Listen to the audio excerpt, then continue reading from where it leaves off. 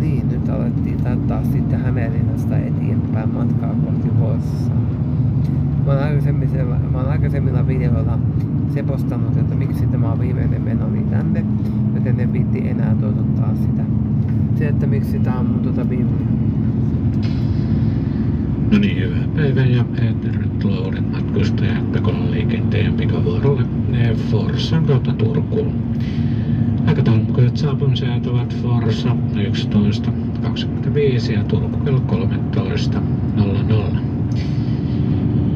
Ja matkan aikana käytössä on WC-auton takaosassa ja USB-latauspistokkeita löytyy auton hattuhyllystä. Samalla muistuttaisin turvaveden käytöstä ajon aikana. Pekolan liikenteen puolesta toivotan teille kaikille oikein viihtyisää matkaa. Joo, eli olin sanomassa tässä, että ystäväni se syy miksi on tämä viimeinen näkemisemme, niin olen kertonut sen aikaisemmilla videoilla, en viiti edes sitä enää toivottaa. Olen kertonut sen näissä aikaisemmissa videoissa, niin te tiedätte miksi mulla on viimeinen meneminen Forssaan. No voin sen nyt sanoa vielä kerran tässä toivotaan uudemman kerran. Eli ystävä muuttaa Lahteen 1.7. niin tämä on viimeinen näkeminen siellä, koska minä en ehdi enää uudestaan Forssaa. Kato, sitten kun mä tulisin seuraavan kerran tänne, niin ystävä on jo Lahdessa.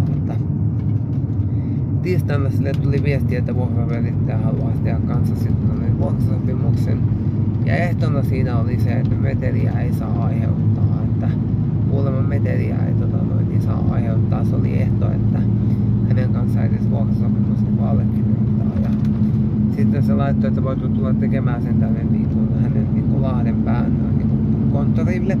Ja Sami laittoi, että Lahteen ei ole mahdollista tulla, kun hän asuu Forssassa.